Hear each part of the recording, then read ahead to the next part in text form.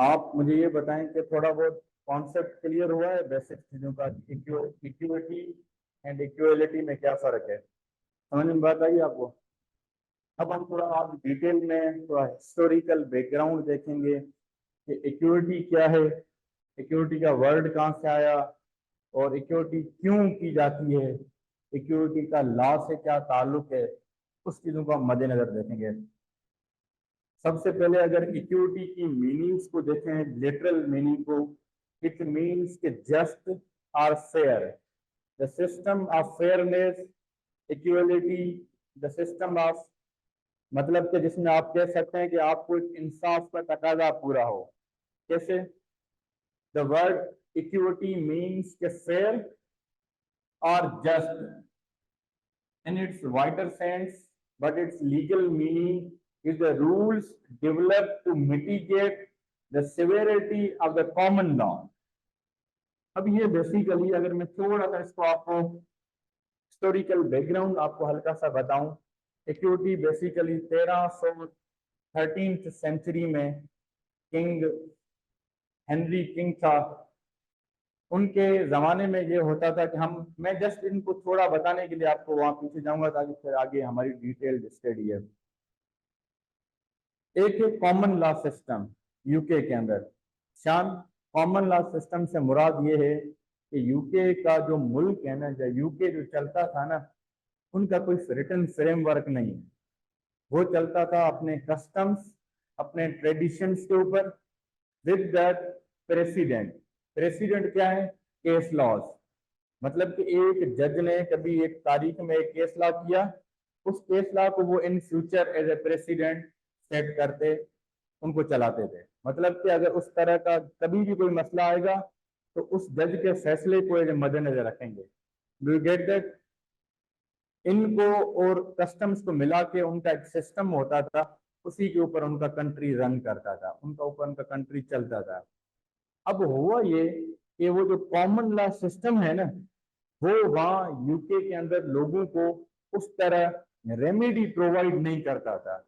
Remedy provide करने से मुराद ये, जाहिर सी बात है, लोग रहते थे, लोगों में मसले मसाइल होते थे, कॉन्ट्रेक्चुअल मसले हों, प्रॉपर्टीज के मसले हों, या कोई ऑफेंसेस कुछ भी हों, टॉर्ट लॉ के रिलेटेड हों या क्रिमिनल नेचर के हों, वो जब लोग यूके की कोर्ट्स में जाते थे, अब यूके के जब वो कोर्ट्स में जाते थे तो सिस्टम क्या था? सिस्टम कॉमन लॉ था। कॉमन लॉ मीन्स के president plus customs and tradition. जब वो लोग कोर्ट्स में जाते थे तो कोर्ट उनको उस तरह से इंसाफ नहीं कर सकती थी। ठीक है, वो अपने accordingly, according to the common law, वो कई हद तक ठीक था। मतलब अबू बकर एंड साद दोनों कोर्ट्स में आए under this law, under this system. अगर अबू बकर के साथ वो इंसाफ उनको लगता है अबू बकर के साथ इंसाफ है, लेकिन साद के साथ कहीं ना कहीं वो ज्यादती कर जाते थे। तो इस तरह के जो लोग थे ना, वो इस सिस्टम से तंग आना एक किस्म का शुरू हो गए। उस वक्त होता ये था, पहले नीचे कोर्ट्स हुआ करती थी, ठीक है, उनके बाद आखिरी जिसको हम कहें ना कि सुप्रीम कोर्ट जो कहें, या जो अपेलेट या chief court at that time, वो किंग हुआ करता था। लोग किंग के पास जाना शुरू है, किंग को कहा कि जनाब, हमें नीचे, हम कोर्ट से, उनके फैसलों से हम मुत्तफिक नहीं है, हम सेटिस्फाइड नहीं है, तो बराए मेहरबानी आप हमारा मामला दोबारा सुने, आप हमारे मामले को गौर करें। किंग ने क्या किया? जो किंग हेनरी था 13th सेंचुरी में, किंग के उनके स्पेशल लोग होते थे जिनको आप लॉर्ड कहते हो, जिनको लॉर्ड समझते हैं ना, नेक्स्ट टू द किंग होता था, ठीक है ना, वो उनके सिस्टम को देखता था। किंग ने एक कोर्ट बनाई, चांसलरी कोर्ट, ठीक है ना, या जो चांसलर हुआ करते थे ना, उनकी एक कोर्ट्स बनाई थी।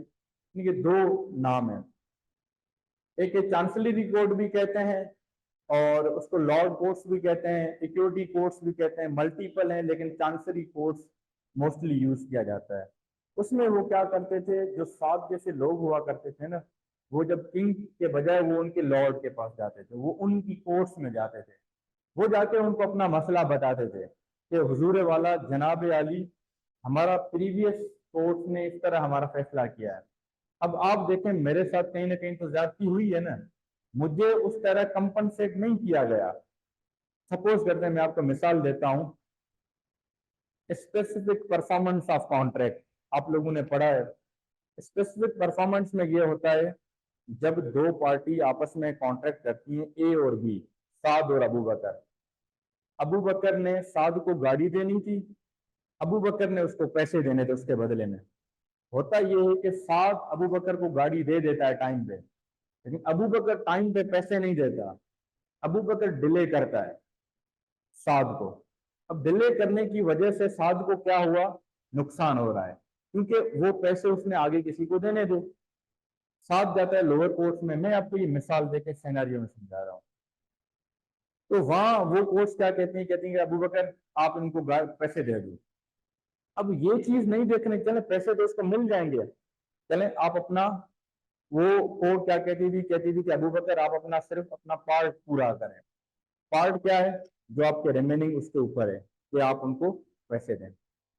अब यहाँ बराबरी तो हो गई, उसने उनको पैसे दिए, उसने उनको गाड़ी दी, लेकिन जितना डिले आया उस पूरे टाइम में, 1 साल का, 1 महीने का, 6 महीने का, उनकी वजह से उसको लॉस हुआ है। सामने जिस बंदे को इसने पैसे देने थे, जिससे लिए थे, अब वो ये क्लेम कर रहा है कि भाई उसकी मुझे कंपनसेशन दो। तो नीचे वाली court at the time they couldn't satisfy to this person. अब क्या करते थे ये लोग, इस तरह गए किंग के पास, किंग ने लॉर्ड चांसरी जो कोर्ट्स बनाई, उसमें उन्होंने एक सिस्टम इंट्रोड्यूस हुआ। वो सिस्टम था इक्विटी का, कि भाई इस बंदे को जो कहीं ना कहीं कंपनसेशन नहीं मिल रही ना, क्या वजूहत है, क्या मामला है, क्या इशू है। वो इक्विटी जो है ना, वो कहते हैं इनके साथ भी इंसाफ किया जाए, इनके साथ भी फेयर होना चाहिए। इसका कोई कसूर तो नहीं है ना। अबू बकर ने अगर 1 महीना डिले किया, जिस डिले की वजह से इसको नुकसान हुआ, ये कौन भरेगा, इसको इसके साथ इंसाफ ना हुआ ना। वहां एक कॉन्सेप्ट आता है इक्विटी का। It means now Abu Bakr will compensate him. What compensate? Abu Bakr will pay extra money, Abu Bakr will pay the exact amount. With that, he will pay extra money to him for the compensation. उसको जितना नुकसान हुआ है वो अजाला हो सके, या something which can educate him, मतलब कि which can कहीं ना कहीं उसके मामला को सेट कर सकें। ठीक है ना, सिंपल इतना। वो इक्विटी का कॉन्सेप्ट था कि मतलब अब वो कहता है कि जो कॉमन लॉ जो सिस्टम था ना उस वक्त, उनके अंदर मसले इतने थे, उनको खत्म करने के लिए आपका इक्विटी का सिस्टम इन्फोर्स किया गया, नाफिज किया गया, इंप्लीमेंट किया गया, लाया गया। ठीक है ना, समझ रहे हैं? जहां समझ में ना है आस्क क्वेश्चन, पूछें।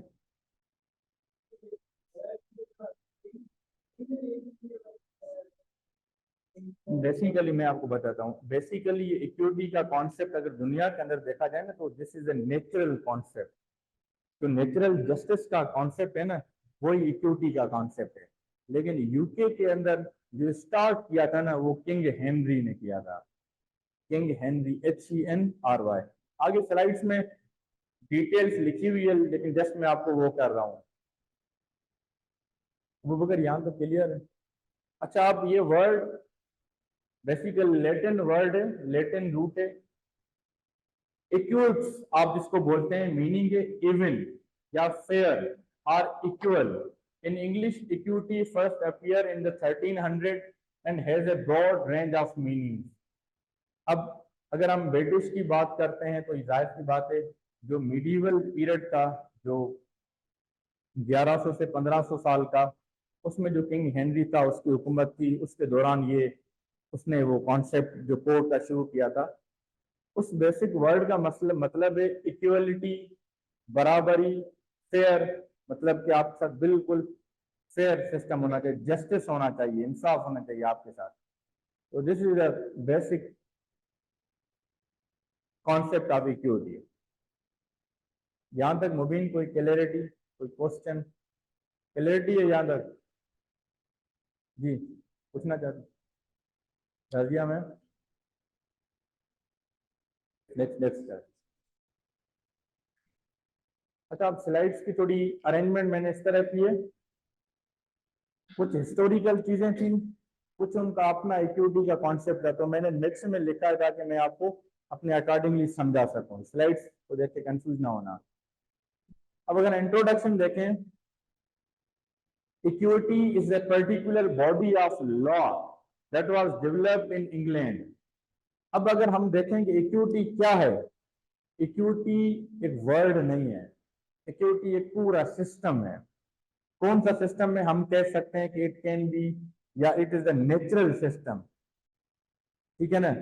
अगर सपोज करते हैं, इसका एक और वर्ड है बड़ा अच्छा, वो कहते हैं कि जहां कानून खत्म हो, जहां किताबों में कोई चीज ना हो, जहां इंसान की रेशनल शुरू होती है, लॉजिक्स, अकल, फितरत को देखते हुए, सिचुएशन को देखते हुए कोई फैसला करते हो ना, इज कॉल्ड इक्विटी,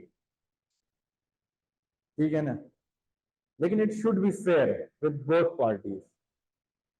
अब ये पूरी बॉडी है of the law, is that time its general purpose is to provide a remedy for situations where the law is not flexible enough for the usual courts system to deliver a fair resolution to a case। अब ये madam बात कर रहा है कि England में जब common law starting में जब था, बिफोर इक्विटी का प्रिंसिपल आने से पहले, वहां की कोर्ट्स के अंदर रिजिडिटी थी, वहां का जो सिस्टम था ना, वो उस तरह केसेस को रेमेडी प्रोवाइड नहीं करते थे। जो दो पार्टीज आती थी ना, एक होते हैं इक्वल रेमेडी हो, आई मीन कि चले एक बंदा डिससेटिस्फाइड भी होता है, लेकिन वो एक इंसाफ के तहत होना चाहिए ना, चले आप गलत थे तो आपके ऊपर है, लेकिन वहां उसको कंपनसेट ही नहीं किया जाता था, उसकी किसी न किसी पार्ट पे उसको रेमेडी नहीं मिलती थी। जहां रेमेडी नहीं मिलती थी कॉमन लॉ में, उधर इक्विटी आ गया, उधर इक्विटी का प्रिंसिपल लगता है। नाउ यू गेट इट या नहीं? नहीं आई? चलो मैं दोबारा समझाता हूँ। इसी वहां लिखा हुआ है, इंग्लैंड में जो पहले सिस्टम था ना, कॉमन लॉ का, तो कॉमन लॉ लोगों को इंसाफ सही से प्रोवाइड नहीं करता था। वहां की कोर्ट, जब मैं कॉमन लॉ की बात करूं, इट मीन्स के eight that time, it means के बिफोर 1300, उस वक्त वहां की कोर्ट्स उस तरह जस्टिस लोगों को प्रोवाइड नहीं करती थी, मल्टीपल चीजें होती थी, नेपोटिज्म कह सकते हैं, फेवरेटिज्म, रिजिडिटी। अब ये चीजें वन बाय वन अगली स्लाइड्स में है। अब होता ये था कि जब एक बंदे को रेमेडी नहीं मिल रही कॉमन लॉ के कोर्ट्स के थ्रू, कॉमन लॉ के थ्रू, तो वो बंदा क्या करे, जब वो गया किधर, किंग्स के पास या उस कोर्ट्स में, वहां एक पूरा सिस्टम इन्फोर्स या लाया गया। वो ये है कि भाई इक्विटी, उस बंदे को कहीं ना कहीं that equity's principle will compensate. नहीं समझ रहा है इनकी, अभी ये थोड़ा इनकी इस तरह की वर्डिंग्स और चीजें वन बाय वन स्लाइड्स को गो थ्रू करेंगे तो आप आखिरी स्लाइड तक समझ जाएंगे। The concept of equity is deeply concerned with its historical origin, the common law system used in England. However, equity is in some ways a separate system from common law. जो common law का system था ना, वो totally अलग है। Equity की जो doctrine है या इक्विटी का जो प्रिंसिपल है, वो टोटली अलग है। It has its own established rules and principles and was historically administered by the separate courts called courts of equity or courts of chancery। कहता है जब भी कोई सिस्टम आता है ना, कोई डॉक्ट्राइन, कोई प्रिंसिपल, अब इक्विटी का इतना बहुत बड़ा प्रिंसिपल है कि एट दैट टाइम उस प्रिंसिपल के अकॉर्डिंगली केसेस को रन करने के लिए उनको कोर्ट्स बनानी पड़ी। वो कोर्ट्स क्या होती थी? कोर्ट्स ऑफ इक्विटी और कोर्ट्स ऑफ चांसरी। सपोज करते हैं एक बंदे को इंसाफ नहीं मिल रहा नीचे वाली कोर्ट्स में, उसकी रेमेडी उस तरह सही उसको नहीं मिल रही, वो बंदा इन्हीं कोर्ट्स में आता था। यहाँ इक्विटी का प्रिंसिपल्स देखा जाता था। वाकई में आपके साथ वो चीज जो हुई है वो सही हुई है या गलत हुई है।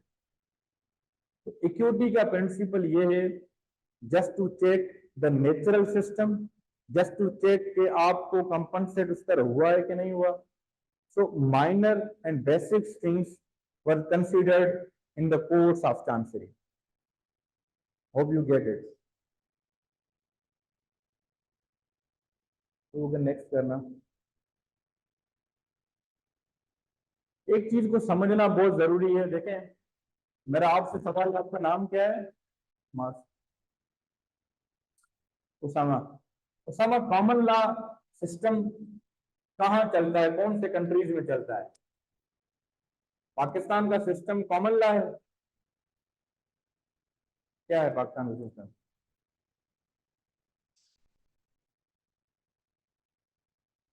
पाकिस्तान का सिस्टम कौन सा है, किस नेचर का है? एनीवन?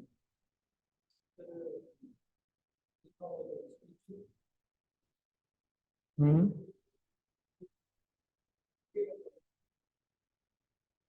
यूके का कॉमन लॉ है। पाकिस्तान में कौन सा, किस नेचर का कानून है?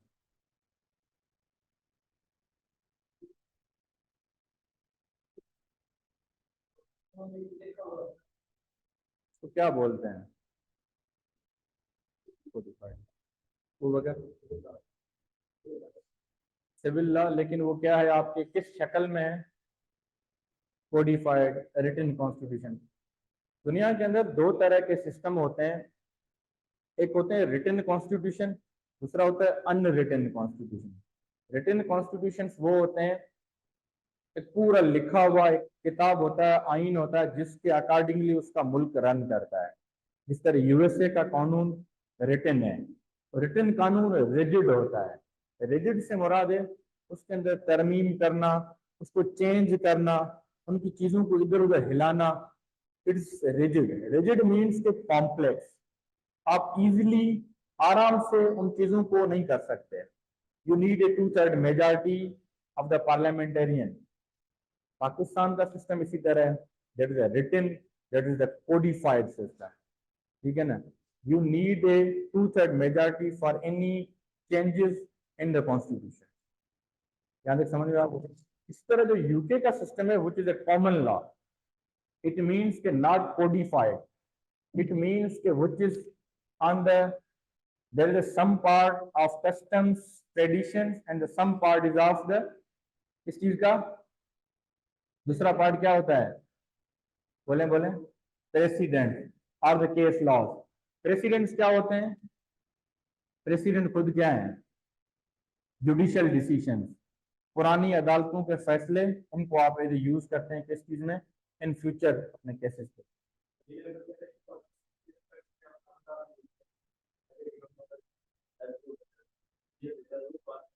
मैं इनको बताता हूँ। पाकिस्तानी जो सिस्टम है ना, पाकिस्तानी हमारा पूरा system drive from the common law. हमने, क्योंकि देखें सब कॉन्टिनेंट में ब्रिटिशर्स वर द रूलर, वो इंडिया के अंदर अपना रूल्स उनका चलता था। जब वो गए हैं, उन्हीं के कोडिफाइड लॉज, आई मीन के जो सिस्टम या रेगुलेशन चल रही थी ना, वो उन्हीं का लॉ था। हमने उन्हीं को कॉपी किया है, हमने उन्हीं को अकॉर्डिंगली चलाया है। तो yes, there is a, you can say, आप उनसे जिस तरह सिस्टम उसी तरह ही आप प्रेसिडेंट को भी लेते हो। आप, आपके पास रिटन कॉन्स्टिट्यूशन भी है। तो दीज आर द सोर्सेस, तो आपके उसको चलाने के लिए। तो यही सवाल है। Definition of equity by various jurist. अब डिफरेंट जूरिस्ट हैं, वो अपने अकॉर्डिंगली इक्विटी को बयान करते हैं, इक्विटी को समझाने की कोशिश करते हैं। प्लेटो एक फिलोसोफर है, एक जूरिस्ट है, वो कहता है equity is a necessary element supplementary to the imperfect generalization of legal rules. आप इस दो वर्ड से क्या समझते हैं?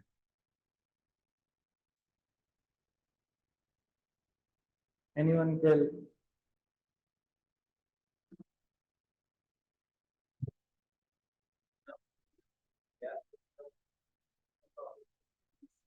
यस। exactly.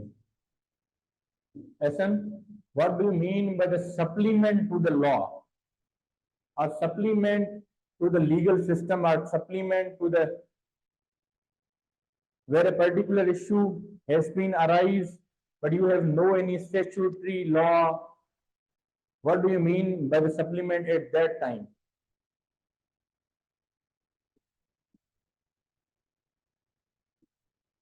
सप्लीमेंट से मुराद क्या है? टू एड करना, किसी चीज में addition. According to Plato, equity is a necessary element, बुनियादी एलिमेंट है, बुनियादी पिलर है, और सप्लीमेंट करता है, टू एड करता है to the imperfect generalization of legal rules. जहां कानून के अंदर कोई चीज परफेक्ट ना हो, ठीक है ना, एक होती है ना, सपोज करते हैं कानून में लिखा हुआ है right to life. What do you mean by right to life? It means कि you have the authority on your body, your life, you can freely move, you can do each and everything, ठीक है। अब उसकी multiple various definition and various explanation निकलती है। अगर उधर नहीं आती मीनिंग, कोई बंदा उसको उस तरह नहीं डिफाइन कर सकता कि यार राइट टू लाइफ से क्या मुराद है। सपोज करते हैं कोई गेप है उसके अंदर, तो आप एक नेचुरल सिस्टम को देखते हो, नेचुरल सिस्टम को देखते हो, इक्विटी के प्रिंसिपल्स को देखते हो कि भाई एक इंसान जो है उसके क्या जरूरियात हैं। एक इंसान को कोई बंदा गुलाम बना सकता है क्या? किसी इंसान को अपने अकॉर्डिंगली चला सकता है क्या? एक इंसान को, चाहे वो गरीब है, मिस्किन है, जो भी है, कोई दूसरा बंदा उसको सुपरसीड कर सकता है इन एनी मैनर जो आपके उस राइट टू लिबर्टी है, राइट टू लाइफ, उस मैनर में आता हो। अब उस चीज को एक्सप्लेन अगर आपने करना है, सपोज करते हैं, तो वहां आप इक्विटी का प्रिंसिपल लेके आते हो। अगर वो आपकी डेफिनेशन क्लियर नहीं, एक होती है इंटरप्रिटेशन करना, एक होती है एम्बिग्यूटीज होती है, उसको क्लियर करने के लिए आप अपनी तशरीह देते हो, आप अपनी राय देते हो, ओपिनियन देते हो अपने ज्यूरिस्ट अकॉर्डिंगली। अब वो तशरीह कहाँ से आती है, एक्सप्लेनेशन कहाँ से आती है? According to the situation, circumstances, वो ड्राइव करता है इक्विटी के प्रिंसिपल। बेस्ड माइंड यूज करता है यार, यहाँ क्या हो सकता है, जिसको हम शरिया में क्या बोलते हैं, इस्लामिक सिस्टम में 4 से 5 जब उलमा आपस में बैठ के इजमा जो करते हैं। व्हाट इज इजमा? व्हाट इज इजमा? सबका मुत्तफिक होना। अब वो मुत्तफिक कब क्यों होते हैं? जब कोई एक इस्लाम के अंदर या उस सिस्टम के अंदर कोई इशू अराइज होता है। वैसे तो हर बंदा अपनी अपनी राय दे रहा है, इजमा में सब different jurists or different Islamic scholars from different school of thoughts on the one platform, on the one shadow, वो एक चीज पे कंसेंस करें, जिसपे आप कहते हैं वो फिर इजमा बनती है, वो जो बात करते हैं। अब वो चीज कहाँ से लेते हैं? उसमें मोस्टली इक्विटी का कॉन्सेप्ट होता है। जो आप कहते हैं ना, आप अपना रेशनल यूज करते हो, अकल यूज करते हो, वो क्या होती है? बेस्ड टू द सिचुएशन, उस सिचुएशन में बेस्ट आंसर का क्या आ रहा है, वो जो चीज होती है ना, वो चीज है इक्विटी। आप इसको ये कह सकते हो कि इट शुड बी फेयरली होनी चाहिए, जस्ट होना चाहिए उसके अंदर विद बोथ पार्टीज।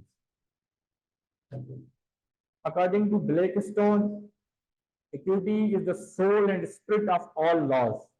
जी जी पूछें। इम्परफेक्ट जर्नलाइजेशन, जर्नलाइजेशन से मुराद सिंपल कोई भी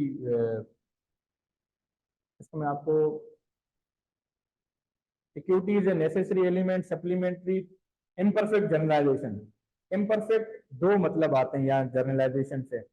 आगे की बात कर लीगल रूल्स, जहाँ लीगल रूल्स के अंदर एम्बिग्यूटी हो, जहाँ लीगल रूल्स के अंदर इस तरह की कोई चीज आ जाए जहाँ वो बंदा, लॉ का बंदा, जहाँ एक्सपर्ट, कोई भी जुडिशियल जो मेकर है, डिसीजन मेकर, उस चीज को ना सही कर पा रहा हो, ठीक है, अब वहां वो चीज खराब है, गलत है, then you can supplement the equity principle in the law।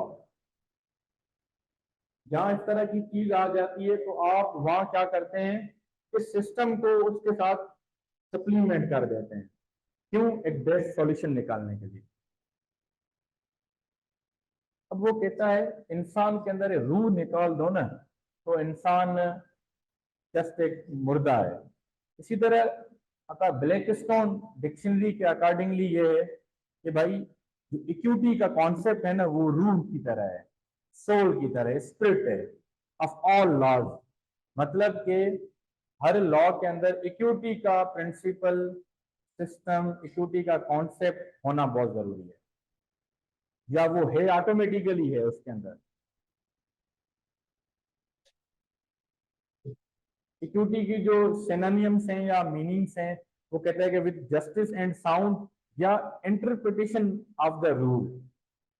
हम जो थोड़ी देर पहले बात कर रहे थे कि जब भी कभी मसला आता है कानून के अंदर, एम्बिग्यूटी होती है, या कहीं जज फैसला करते हुए कहीं कंफ्यूज हो जाते हैं कि भाई लॉ इधर खामोश है, देन वो इंटरप्रेट करते हैं लॉ को। इंटरप्रेट करते वक्त वो दो से तीन चीजों को देखते हैं। वो एक तो इंटेंशन देखते हैं जिसने लॉ को बनाया था, या उस बंदे की क्या इंटेंशन थी टू मेक दैट लॉ, एक चीज। फिर वो देखते हैं कि वो लॉ, वो इंटेंशन आपके माशरे के अकॉर्डिंगली है कि नहीं, ठीक है नहीं, अभी की जरूरत क्या है।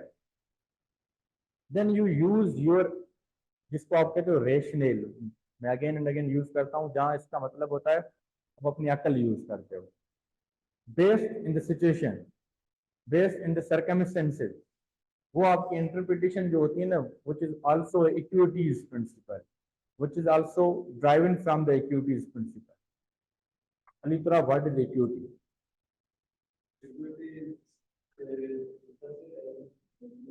नहीं, ये तो प्लेटो कह रहा है, आप क्या समझते हैं इक्विटी से?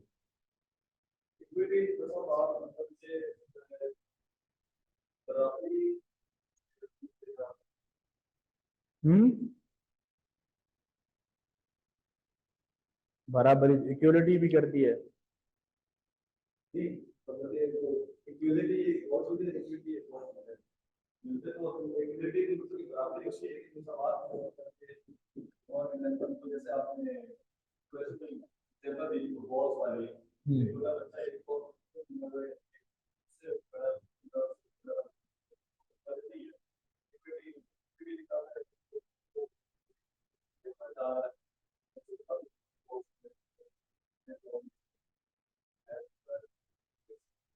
शान, आप क्या समझते हैं इक्विटी?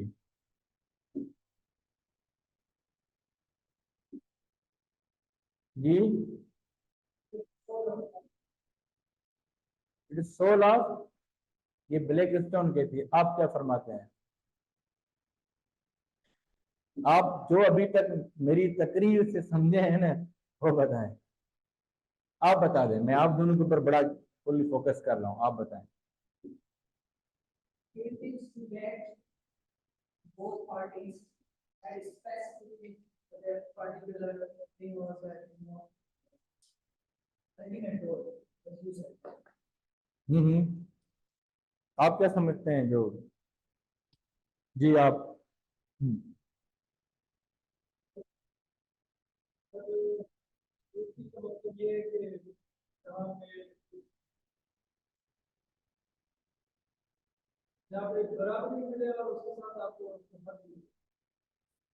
बराबरी भी मिले और हक भी मिले, कोई और मिसाल लेके समझाएं।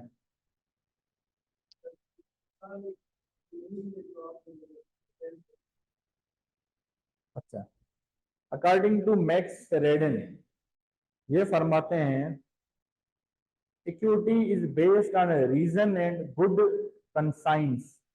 अब यहाँ मेरे को समझते हैं, ये कहता है कि मेरे मुताबिक इक्विटी वो है जो एक रीजन होती है, लॉजिकल रीजन, जो एक इंसान अकल से, शऊर से, सोच समझ के, जो अपना एक बेस्ट सेंस इस्तेमाल करते हुए जो फैसला करता है, बात करता है, वो चीज इक्विटी। समझ रहे हैं? Equity is based on reason and good conscience. It means to meaning a person's moral sense and of right and wrong. एक इंसान को, हर इंसान की एक अपनी सोच होती है ना, इंसान को पता हो कि सही क्या है गलत क्या है, तो उसमें वो बड़ी बेहतरीन अपनी रैशनल यूज करे, सेंस यूज करे, रीजन दे, एक लॉजिकल कहते हैं ना आर्गुमेंट प्रोवाइड करे, it means it is equity according to his best abilities of his sense of humour और हिज सेंस ऑफ, उसको क्या बोलते हैं, इक्विटी। अब तीनों की अपनी अपनी डेफिनेशन थी, लेकिन तीनों के अंदर बहुत चीजें थी। ये कहता है कि कहीं भी लॉ के अंदर प्लस करने के लिए, सप्लीमेंट करने के लिए, एडिशन करने के लिए इक्विटी का प्रिंसिपल जरूरी है। ये कहता है कि कानून की जो जान है ना, कोई भी किसी भी लॉ की, वो है ही इक्विटी। इक्विटी को आप कानून से अलग कर दो ना, तो दोनों चीजें अलग हो जाएंगी। फिर मे भी कानून उस तरह जस्टिस प्रोवाइड ना कर सके लोगों को। जिस तरह मैंने मिसाल दी थी, अबू बकर ने अगर साद के पैसे लिए हैं, पैसे देने थे 5 तारीख को 2024 में, वो 1 साल के बाद देता है। कोर्ट में दोनों जाते हैं, साथ जाता है, कोर्ट फैसला कर दिया अकॉर्डिंग टू लॉ, कहते हैं अबू बकर पैसे वापस करो। अबू बकर कहेगा सर ये लो पैसे वापस। अब जो साल पहले उस अमाउंट की वैल्यू थी वो और थी, अभी और है।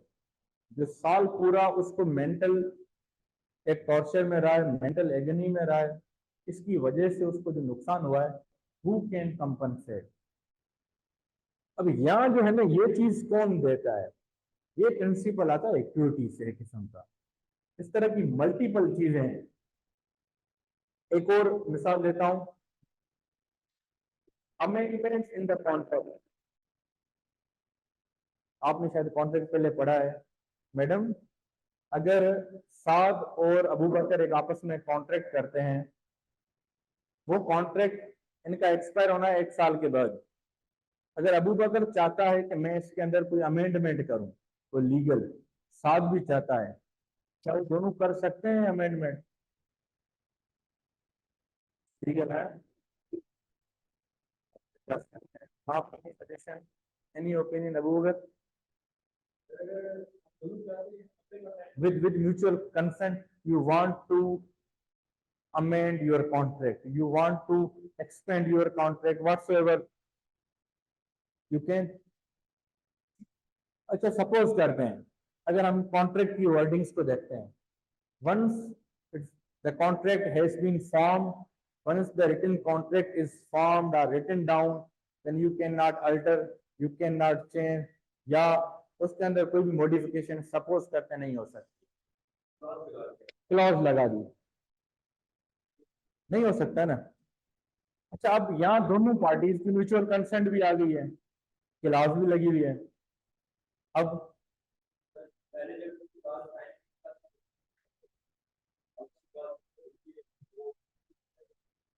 लिखी हुई है ना, वो ठीक है। अब होता ये है कि इक्विटी का प्रिंसिपल ये कहता है ना कि अगर दोनों parties, you are you are free to give your consent without any, किसी प्रेशर के, कोई कोहेरेंट आपकी जो फोर्स होती है ना उसके, आप दोनों राजी हो टू चेंज, टू अमेंड, दोनों आपका ही कॉन्ट्रैक्ट है, किसी तीसरे का नहीं है, और दोनों विलफुली आप करना चाहते हो, देन यू कैन। अगर हम कुछ और रिटन डॉक्यूमेंट्स को देखें तो वो अलाउ नहीं करता, इस प्रिंसिपल को देखें तो वो अलाउ करता है। ये प्रिंसिपल फ्लेक्सिबिलिटी पैदा करता है। ये प्रिंसिपल दोनों के ऊपर जबरदस्ती नहीं करता कि आपने करना ही करना है।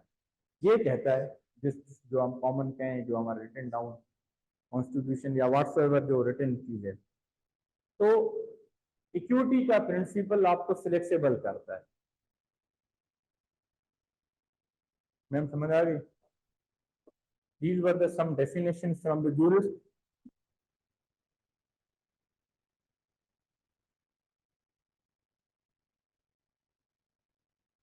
Again आपको समझाने के लिए, what is equity? Equity also known as the law of equity or equity law.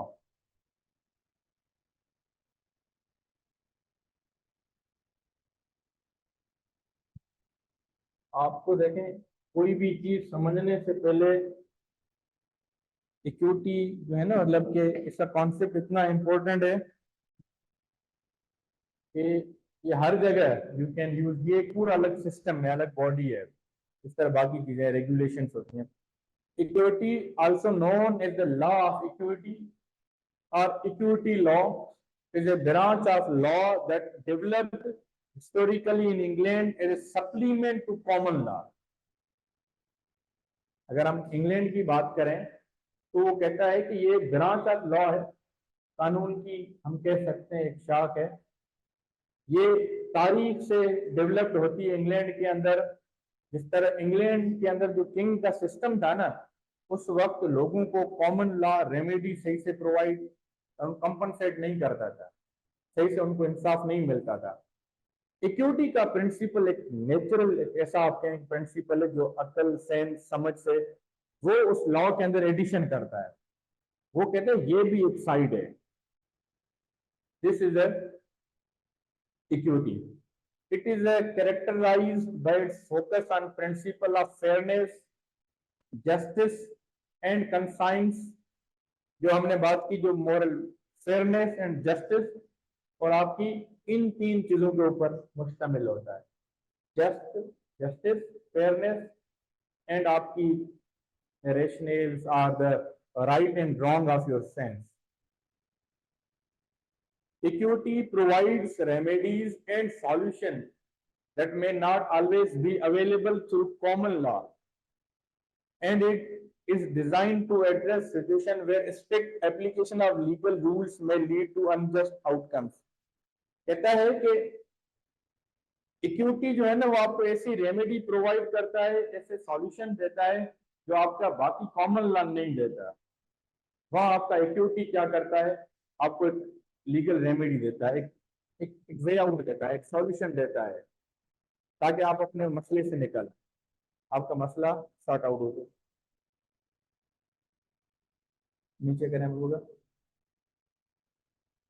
ये कोई पढ़ेगा?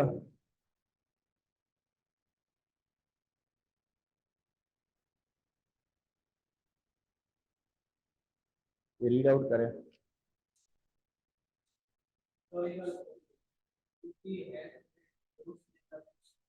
मीडिएवल है,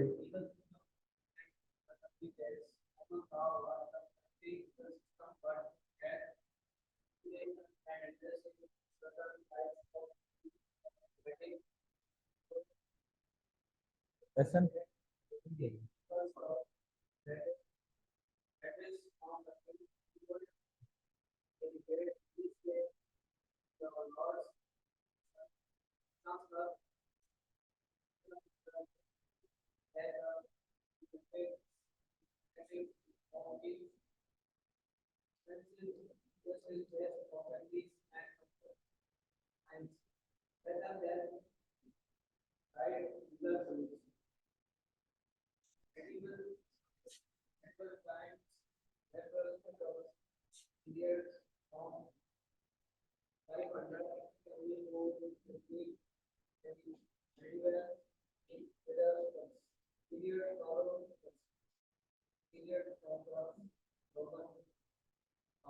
अच्छा, ये जो पहले मिडिवल एजेस या मिडिवल पीरियड वो है जो मतलब कि आप कह सकते हैं फाइव, कुछ लोग हर कोई अपनी एक्सप्लेनेशन देता है, लेकिन ये है कि 500 से शुरू करके आप 1500 तक जो ये टाइम पीरियड था ना रोमन एम्पायर का, उसको ये कहते हैं कि ये वाला वक्त मिडिवल पीरियड था। उसमें जब लोगों को यूके के अंदर लीगल जो रूल्स थे, जो कॉमन लॉ था, वो उस तरह मैंने पहले बात कही कि वो उस तरह लोगों को इंसाफ नहीं देता था। जब ना देने की वजह से वहां के लोग, उन्होंने किंग को अप्रोच किया, किंग तक पहुंचे। किंग ने अपने लॉर्ड जो था, मतलब कि जिसको लॉर्ड चांसलर, जो सेकंड टू द किंग होते हैं, जो उनके मामला को, मैटर्स को डील करते हैं, या आपके जो लॉर्ड्स, मतलब के लॉर्ड्स की, आपको आपने एक वर्ड पढ़ा था, यूके के अंदर कौन से सिस्टम है? दो यूके के अंदर 2 हाउसेज हैं, house of lords and house of common. House of lords का क्या काम है?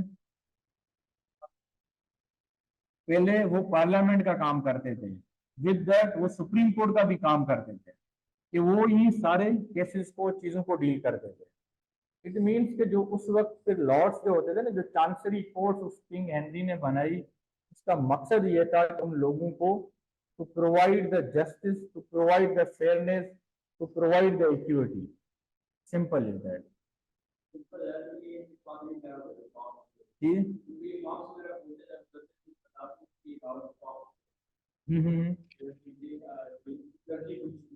क्लर्जी मैन जिसको कहा जाता है।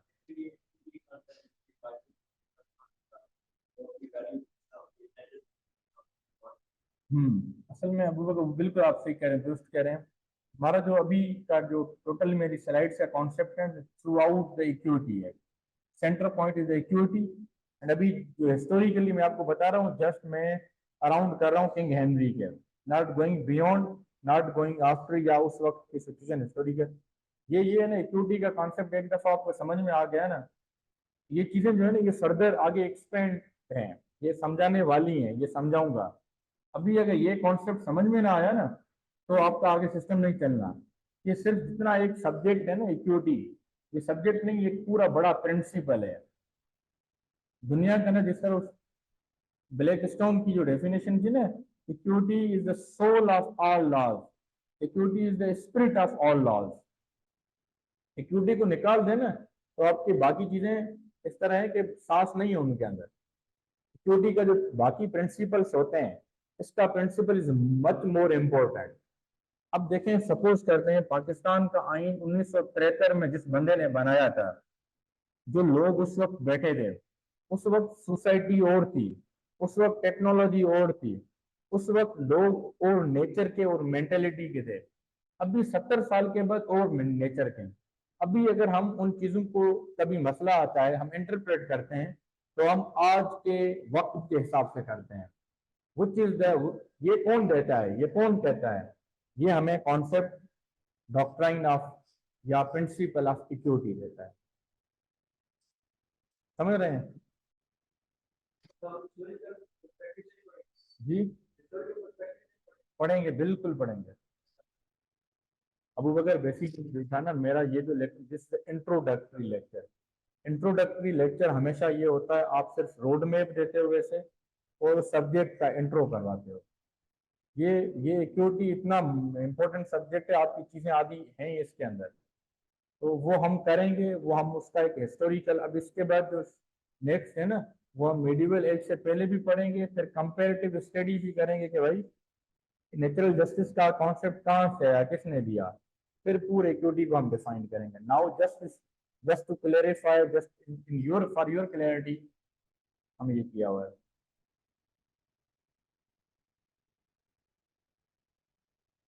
नेक्स्ट करें। ये कौन सी स्लाइड है? छठी, सातवीं? सातवीं का लेक्चर।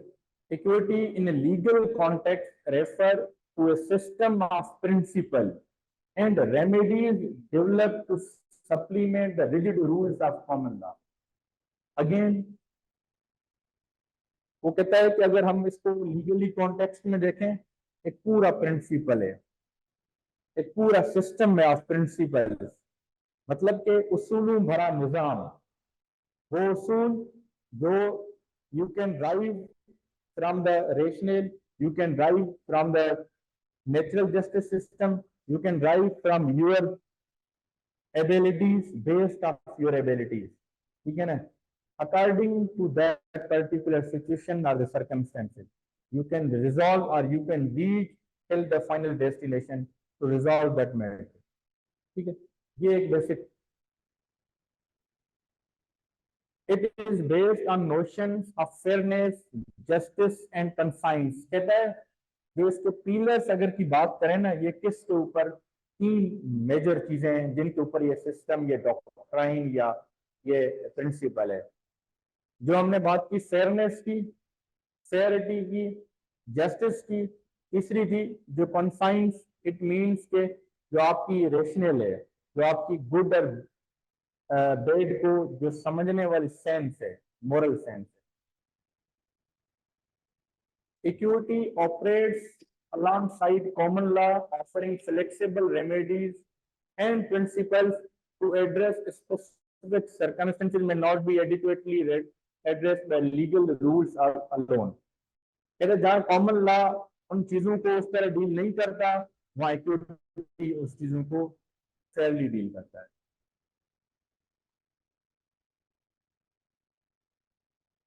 समझ रहे हैं? मैंने कहा आपको नेक्स्ट वीक आपका मल्टीपल, आपको 2 टॉपिक्स हैं नेक्स्ट वीक के, उसको आपने पढ़ के आना है, पढ़ना है, समझना है, then you have to debate with me, then you have to ask every type of question, किसी भी एस्पेक्ट से आपने करनी है। लिख लें अपने,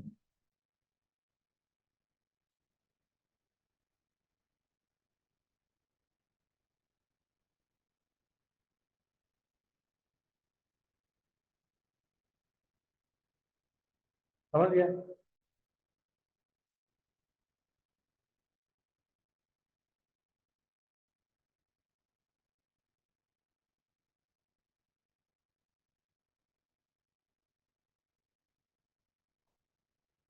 सिंपल, ज्यादा आप ना जाएं, इस चीज को पढ़ना है। अली, इक्विटी क्या है? इक्विटी के हिस्टोरिकल बैकग्राउंड्स को देखना है, इक्विटी कहाँ से इवॉल्व हुआ, कहाँ से ड्राइव हुआ, वर्ड कहाँ से आया, हिस्टोरिकल बैकग्राउंड को टच करना है। उसामा, आप दानिश, इनको स्पेशली पढ़ के आना है इनको, और नेक्स्ट वीक में हमारी जिस दिन क्लास होगी, मैं आप लोगों में से किसी से प्रेजेंटेशन ले सकता हूँ, ओरल क्विज ले सकता हूँ, या आप लोगों ने question, it is my description, ठीक है?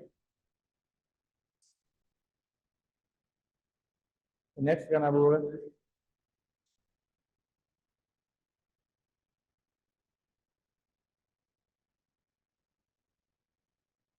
हम वही उन 3 बातों पे आते हैं जो उनके की कैरेक्टरिस्टिक्स हैं इसके इक्विटी के, जो मेन पिलर्स हैं, द फाउंडेशंस जिसको अगर हम कहें।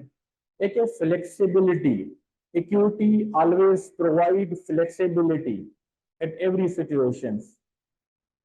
Equity allows courts to adopt remedies to the unique circumstances of each case, ensuring fairness and justice. कोई भी जज अपना फैसला करते हुए अगर उसको कानून वहाँ उसको आगे नहीं बढ़ रहा, कानून वहाँ जिसको हम कहना कि वहाँ उसकी स्टॉपेज हो गई है, या कानून में वो चीज का हल नहीं है, तो वो कहता है कि आपने फ्लेक्सिबिलिटी का कॉन्सेप्ट यूज करना है। फ्लेक्सिबिलिटी से मुराद है जो उस जज को according to the customs, norms and the best situation of the case जो लगे वो करे, लेकिन इसको मद्देनजर रखे फेयरनेस को एंड जस्टिस को, इनको मद्देनजर रखते हुए you have to comply the flexibility. दूसरी है डिस्क्रिशन। डिस्क्रिशन वैसे वो कहते हैं कि पावर ऑफ जज, ठीक है ना, जो जज की पावर होती है। इक्विटी एम्पावर्स जजेस to exercise discretion. localities who were easily intimidated to do corruption or nepotism or favoritism, so by the aggrieved party was unable to get remedy or justice from the courts. Jury basically जो courts होती थी उनके अंदर जो जजेस होते थे ना, वो वहाँ के लोकल्स होते थे, जो नोटेबल पीपल होते थे, ईमानदार, ऑनेस्ट, सम सर्टेन क्राइटेरिया पूरा करके आते थे। वो क्या करते थे, लोकल लोग थे। अब अबू बकर कहीं जज हो और मैं अबू बकर का कुलीग हूँ, मैं जाऊं, अबू बकर मुझे क्या करेगा, ऑटोमेटिकली फेवरेटिज्म करेगा कि मेरा इनके साथ ताल्लुक है। ये साल जाएगा तो अबू बकर कहेगा ये मेरा अच्छा दोस्त है। तो वहाँ लोग जजेस फेवरेटिज्म किया करते, नेपोटिज्म, फेवरेटिज्म और करप्शन, इनकी वजह से वहाँ की लोग उससे वो नहीं थे, खुश नहीं थे, सेटिस्फाइड नहीं थे विद द जस्टिस। तो अब ये 4-5 मेजर फ्लॉज थे। जब लोगों को फेस करना पड़ा तो लोग किसके पास गए थे, किंग के पास। फिर किंग ने क्या किया था, कोर्ट्स बनाई थी। वो कोर्ट्स किन चीजों को देखती थी,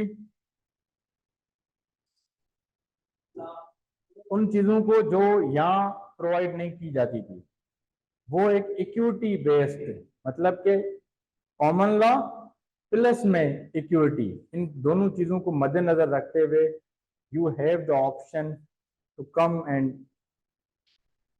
अब अपना केस जो है ना वो प्लीड करें उनके अंदर, आप अपना मसला बताएं। अब नेक्स्ट करें, अब हम आते हैं आउटकम्स पे, थोड़ा origin of court of, next करें इसके, एक सेकेंड नेक्स्ट करें। हाँ बस बैठ, क्या टाइम आज लेक्चर होगा सर 5 बजे तक है, 4:30 करें, 4:30 करें, थोड़ी देर पढ़ते हैं बस उसके बाद करते हैं। Due to the defects and flaws in the common law courts, where common law courts provided no proper remedy to the people, so the people started to make petition to the king for seeking justice. In flaws and defects की वजह से जो common law में थे, जो नहीं मिल रहे थे लोगों को, जस्टिस नहीं मिल रहा था, लोगों ने पिटिशन दायर की, कहाँ, एक पिटिशन कहें या हायर कोर्ट्स में जाना, टूवर्ड्स किंग। वो जब किंग के पास गए, when the burden of petition increased upon the king referred and delegated his power to deal with the petition to his chancellor। ठीक है ना, जब ज्यादा इस तरह के केसेस आना शुरू हुए, किंग के पास बर्डन बहुत हो गया, उसने अपनी पावर डेलीगेट्स की to the person who is the chancellor. ठीक है ना, कि भाई you have to deal with these type of cases. फिर जो कोर्ट बनी थी वो उन्हीं के नाम पे के चांसरी कोर्ट्स। इट मींस के those person who has the given or delegated power by the king. In later times, petition was presented to the chancellor directly, and he was not bound to follow the rules of common law. Later, this court was named and termed as the Court of Chancery or Court of Equity. Court of Chancery are the person who is the chancellor, who has the given power or delegated power, was also following the common law system। मतलब कि वो उस system को भी follow करता था, साथ में आपके उस प्रिंसिपल्स को वो रखता था मद्देनजर, ड्यूटी। अब वो पिटीशन जो कहते हैं ना, नेक्स्ट करें, petition to the king. At that time लोग इस वजह से किंग के पास गए थे, डिसअपॉइंटेड लिटिगेंट्स। लिटिगेंट्स कौन है, जो लोग, ठीक है ना, जो डिसअपॉइंट हो गए, and began to petition the king as the fountain of justice। वहां लोग किंग को वो समझते थे कि ये जस्टिस प्रोवाइडर है, he is the person who will give us the justice। King को वहां eight that time fountain of justice समझा जाता था, मतलब कि जिसको पिलर कहें, जिसको कुछ भी कहें, कि जो इंसाफ आपको दे सकता है, देता है। The procedure being to present a petition or bill asking him to do justice in respect of some complaint। लोग क्या करते थे, डायरेक्टली किंग को पिटिशन और बिल पेश करते थे कंप्लेंट की शक्ल में, जो उनके साथ कोई मसला हुआ होता था, इन रेस्पेक्टिव मैनर में। For a time the king is council determine this petition himself, but as the work increased, he passed them to the chancellor, जो जिसको क्या कहते थे, people of the Kings conscience. जब किंग के ऊपर burden बहुत हुआ, बहुत ज्यादा हुआ, तो बंदे ने, क्यों हंस रहे हैं आप, हमें भी बताएं बात, बताएं कोई बात है तो, हम भी हंसे, हम बोर हो गए सब लोग।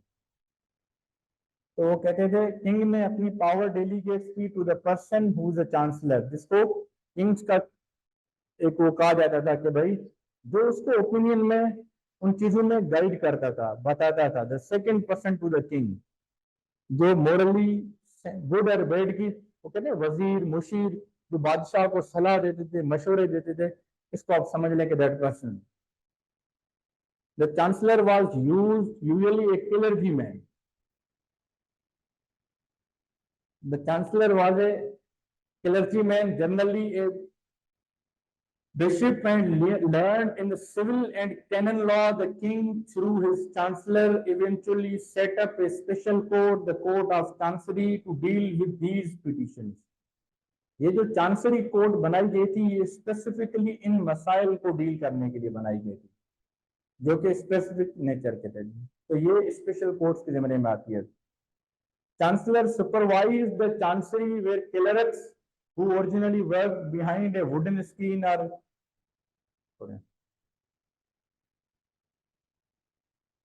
इसके बाद आए, एक सेकेंड नेक्स्ट करें। अच्छा, अब जितने वो आपने पीछे 4 चीजें पढ़ी थी कि डिफेक्ट्स फ्लॉज जो आए थे, जिनकी वजह से लोग किंग के पास जाना शुरू हुए। किंग ने पहले खुद सुनना शुरू किया, देन उसने अपनी पावर डेलीगेट की टूवर्ड द चांसलर। उसके बाद वो कोर्ट बनी जो चांसरी कोर्ट। अब चांसरी कोर्ट जब बनी, उनका क्या काम था, वो क्या डील करती थी, जिनकी वजह से बनने से क्या हुआ, एक अफेक्ट जिसको कहें, वो ये थी, या वो क्या प्रोवाइड करते थे, वो ये रेमेडीज प्रोवाइड करते थे। बेसिकली इक्विटी की court specific performance is a form of injunction where a court orders an individual to complete a specific task which is generally part of a contract. This remedy is discretionary and only used when an individual cannot be compensated by money. If they do not complete the court contract, they will be held in contempt of court. अब specific performance जो है ना, contract में ये कहा जाता है कि you have to complete your part. 2 बंदे हैं, एक ने अगर अपना पार्ट पूरा किया है टास्क कॉन्ट्रैक्ट, तो दूसरे बंदा is bound to complete his or her part. अगर वो नहीं करते तो court has the discretionary power to comply you, आपको बाउंड करेगा, यू हैव टू फॉलो। ठीक है ना? अगर आप नहीं करोगे then you will be compensated, then you will be contempt of court, you will be part, आप उस चीज में आ जाएंगे कि कोर्ट की कंटेम्प्ट में, कि कोर्ट की आपने खिलाफ वर्जी की, उसको हुक्म ना मानते हुए। For example, if party A of the contract breach the contract and aggrieved party B was not satisfied with the damages of common law code, then the code of equity grants the remedy of specific performance by which the code of equity order the defaulter party to act same as he promised in the contract. Suppose करते हैं 2 parties की आपस में कोई contract हुआ, एक party ने breach किया है और ब्रीच करने के बाद उसको फॉलो नहीं कर रही, according to specific performance code आपको एक तो हुक्म ऑर्डर कर सकती है कि आप अपना पार्ट पूरा करें, जैसे कॉन्ट्रैक्ट के अंदर लिखा गया है। तो एक जितना भी ये कॉन्सेप्ट है ना, मतलब कि इसके अंदर फ्लेक्सिबिलिटी भी आ जाती है कॉन्ट्रैक्ट के अंदर। कोर्ट नुकसान देखती है कि एक बंदे को कितना नुकसान हुआ है, उसके अकॉर्डिंगली भी कंपनसेट करवा सकती है। Court has the discretionary power which is also the, क्या है वो, आपका इक्विटी का कॉन्सेप्ट है। तो ये चीजें किस में आ जाती हैं, आपकी रेमेडीज में आती हैं। यू हैव द रेमेडी, नहीं समझ में आई? नहीं है इधर तरफ?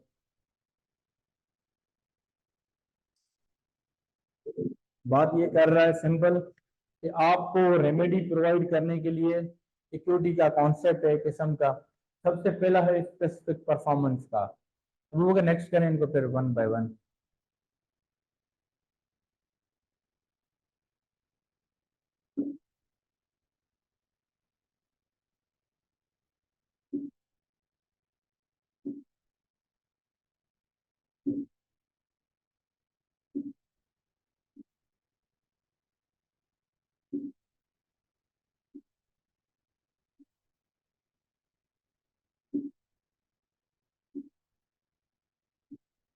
फोर्थ पे जाए।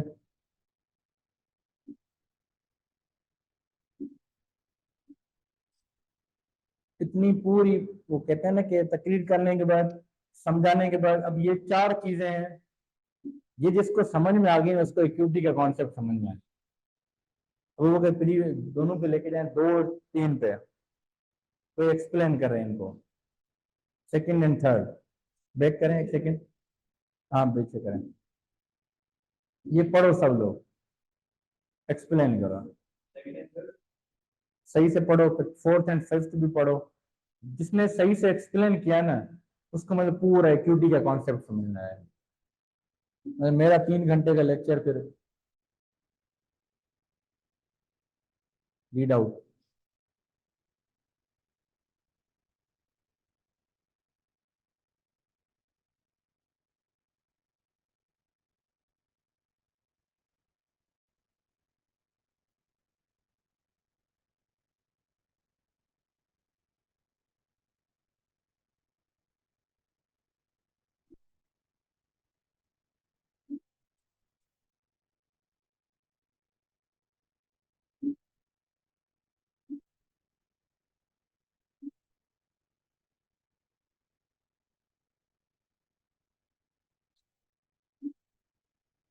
आपको आसानी के लिए तीन चीजें समझा हाईलाइट कर लेते हैं।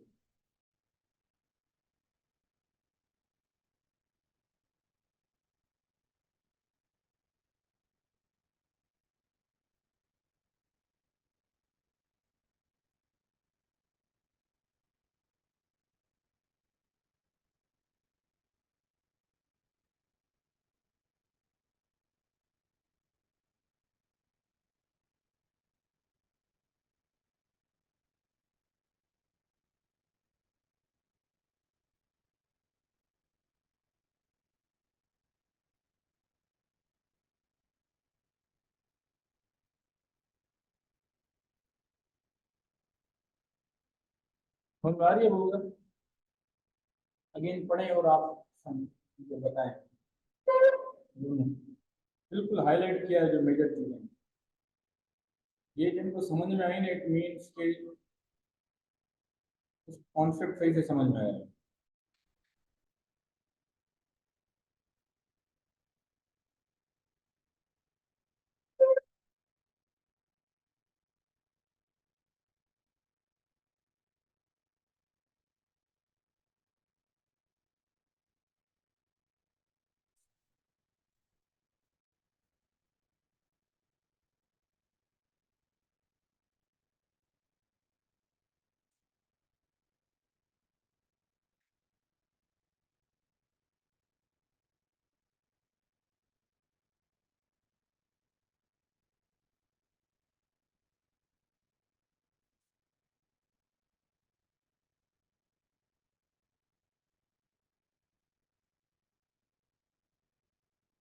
वो भी समझ में अच्छा।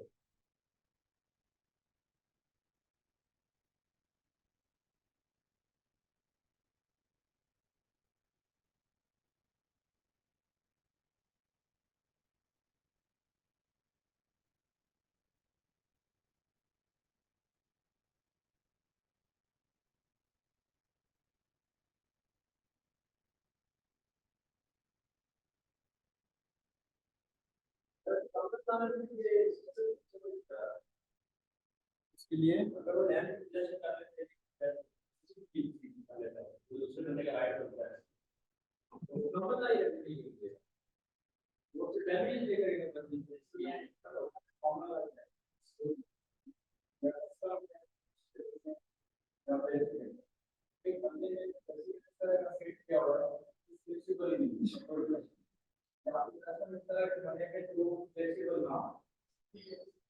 ये चीज आपके पास ये जो बेसिक बात करता है इंजेक्शन की बात है या बात है, वहाँ उस चीज को कॉम्पनसेशन में मिल रही इक्विटेबल रेमेडी सपोज कितना लेगा। तो मैंने आपके साल के हिसाब से कॉन्ट्रैक्ट अराउंड देखे, आप साल को पैसे एक साल में दर लेते हैं कोर्ट के लिए कोर्ट में आपको बाउंड किया कि आपने अकॉर्डिंग टू कॉन्ट्रैक्ट वही पैसे वापस करें। एक कॉन्ट्रैक्ट आगे आपने पैसे वापस किए, वो सेटिस्फाइड। दूसरा, आप साल का जो कंपनसेट है, कंपनसेट से मुराद है आप उसी अमाउंट को थोड़ा बहुत करके आगे करके इसको आगे बढ़ा रहे हैं, ठीक है। अब आपने कंपनसेट किया, इक्विटेबल रेमेडी का जो क्रेडिबिलिटी जो हम कॉन्सेप्ट करते हैं वो बेसिकली ये है, अगर आपके जो पैसे साल को मिलने हैं ना, सारी को नहीं मिले, इसकी आपको नुकसान ठीक है ना। नुकसान चलते चलते उनको इतना कर्जा बढ़ गया कि वो सिर्फ आपकी बनी। अब यहाँ आपको बताएंगे इक्विटेबल रेमेडीज नहीं, कंपनसेशन तो हो गई, पैसे भी वापस हो गए, वो नुकसान ज्यादा हो गए तो आपकी वजह से आपकी नेगलिजेंस है, जो आपका ब्रीच है, कोई भी गलत नहीं जो उसको हुआ है वो कौन हुआ धीरे धीरे उनके परफॉर्म करता है। सर आप possession in context context of बात कर नहीं की बात कर and possession context of land की बात कर, इलेक्शन की बात करते आते हैं। इलेक्शन कोड कब देती है ये लेती है हमरा, जब उसको पता है कल को नुकसान होने वाला है। कोई आप जाते हो कोर्ट में इलेक्शन लेते हुए to stop that person or party to prevent disruption. Election is the order of the court to do or not to do some. ठीक है, code of equity also introduce this remedy. जैसे it is awarded to protect legal side rather than compensate for the breach of one. If a party breach the court order, it is a serious offence and can merit arrest or possible jail. ये समझ में नहीं आई बात sir. मैं वो बात कर रहा हूँ, अगर बात से का बात करें हम ये समझ लेते हैं कि बात किया जाए जो आप सर बन जाएंगे विश्लेषण जैसे इसको आप करते हैं अभी ये एवरेज देंगे आपको बात ये करें 40,000 का 13 डेंसिटी तो मतलब कि तो इस तरह का पोजीशन की कॉन्टेक्ट ऑफ लैंड है वो वेरिएशन है जी इसमें तो लास्ट में it is the remedy of restoration of possession which was introduced by the court of equity in which the possession was restored to the person who is dispossessed or disposed by the other person from his property. From the other person taking his property forcefully and restore the possession of such person's property. अब उसको वापस मिली है इसकी वजह से वो equity की बात करती है। बिल्कुल ऐसा ही है। यही चीज का मतलब किसी को लैंड या लैंड था किसी गुजरात ने लीगल गुजरात दूसरे की अब वो ये कह रहे हैं कि डैमेज देगा वो लैंड ये बात वहाँ कॉमन है कॉमन लॉ बात ये है बात कर रहा हूँ। ये इसमें आपने लिखा है कि कॉमन लॉ दे रहा हूँ डैमेज बहुत फैमिली आगे देखो तो ये किसी से पहले जो लैंड का पोजीशन होगी तो उसकी बात है दे ये चीज ये देखिए क्या नुकसान है कि नहीं। वो कहता है कि आप ये वर्डिंग को गौर करें but in common law there was only image पैसे कोई भी compensation of a no other remedies are available. It means के आपकी वो पर्टिकुलर चीज से डिस्पोज किया है तो नहीं मिल रही। वो कहता है कि आपको इस इक्विटी के कॉन्सेप्ट में एक तो जो चीज आपको रिस्टोर होती है इस जमीन से होता है कोई भी टेनेंट है तो लैंडर निकाल देता है तो मेरा घर पे निकाल अब वो बंदा चला जाता है निकल जाता तो हम जमींदार कहता है लैंडलॉर्ड कहता है मैं कोई भी कॉन्ट्रैक्ट अभी पड़ा हुआ यहाँ के कॉन्सेप्ट में ये है कि पहले कोर्ट कॉन्ट्रैक्ट देखेगी देखेगी कि भाई जमींदार को पहले से भाई आप उसको वापस उसकी पोजीशन करें अगर उसको नुकसान इन बिटवीन कुछ हुआ है उसको करने के बाद so that person landlord he will compensate it. मैं आप चलिए व्हेन ये बताएं क्वेश्चन है तो आप करें ताकि मैं आपको उस तरह बता सकूं। ये पहली बात है यस बिल्कुल नहीं कर यस नहीं वो उस बंदे के बाद जिसके पे कब्जा किया। हाँ देखिए वो हमने पीछे एक चीज पढ़ी थी डिफेक्ट्स। डिफेक्ट्स के अंदर मल्टीपल चीजें थी तो अब डिफेक्ट्स जब थे तो इट मीन्स के कहीं ना कहीं सिस्टम भी आपका खराब था। अब जरूरी नहीं है कि वहाँ के कॉमन लॉ जो है ना वो स्ट्रॉन्ग उस तरह हो कि उनकी हर चीज अच्छी थी। मे बी वो कस्टम्स इस तरह के थे कि वो स्ट्रॉन्ग थे लेकिन खराब थे, इट मे बी ना। तभी हर सिस्टम के बाद एक नया सिस्टम आता है, क्यों? क्योंकि उस सिस्टम में कोई फ्लॉ होता है, कोई डिफेक्ट होता है। तो अभी आप वाली बात है कि वो जमीन बजाय स्टेट के पास जाएगी या उसी बंदे के पास रहेगी जिसने उसके ऊपर अभी पोजीशन इलीगली पोजीशन की है। तो अगर अब इलीगल जिसके पास है वो, तो फिर वो बंदा तो कंपनसेशन तो मिल रही है लेकिन इक्विटेबल रेमेडी नहीं मिल रही ना। Then you have the concept of security. कौन मुझे समझाएगा ये दोनों चीजें? तो अगर आपके अलावा इनमें से कोई बताना चाहेगा?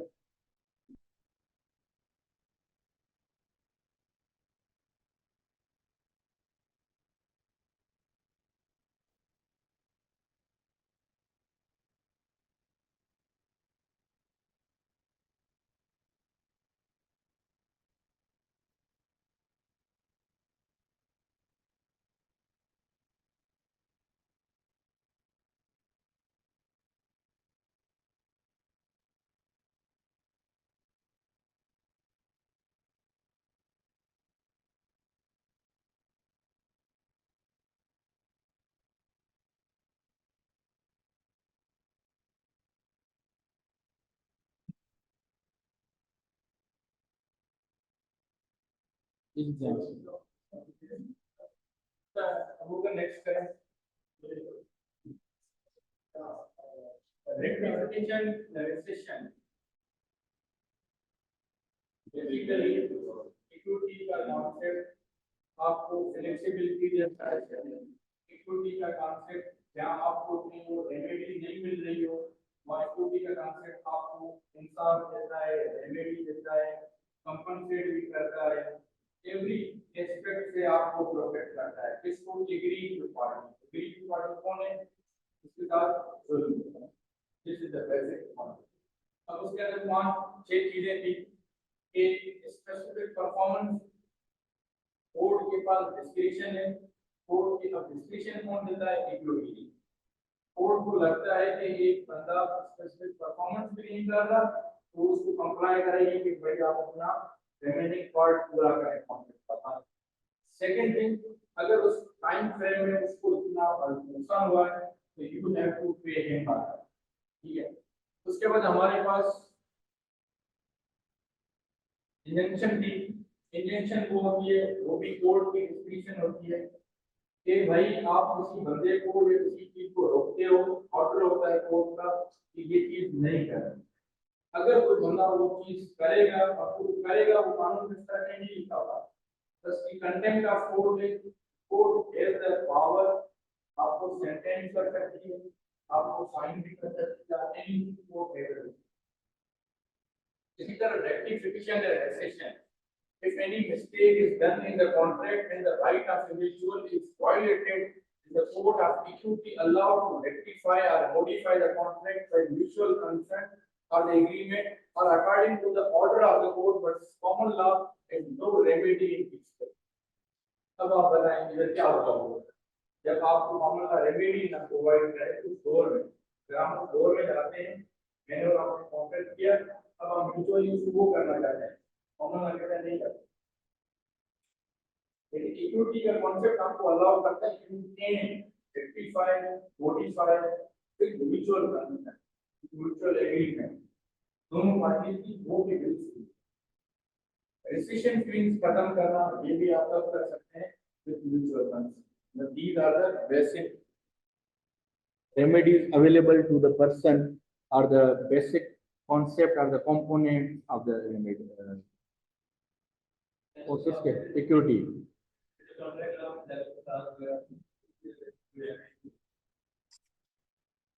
जितनी भी ये जो इक्विटी का कॉन्सेप्ट है ना, वो बता जिस भी चीज में, चाहे आपके कॉन्ट्रैक्ट में देखो, क्रिमिनल में देखो, कॉन्स्टिट्यूशन के अंदर देखो,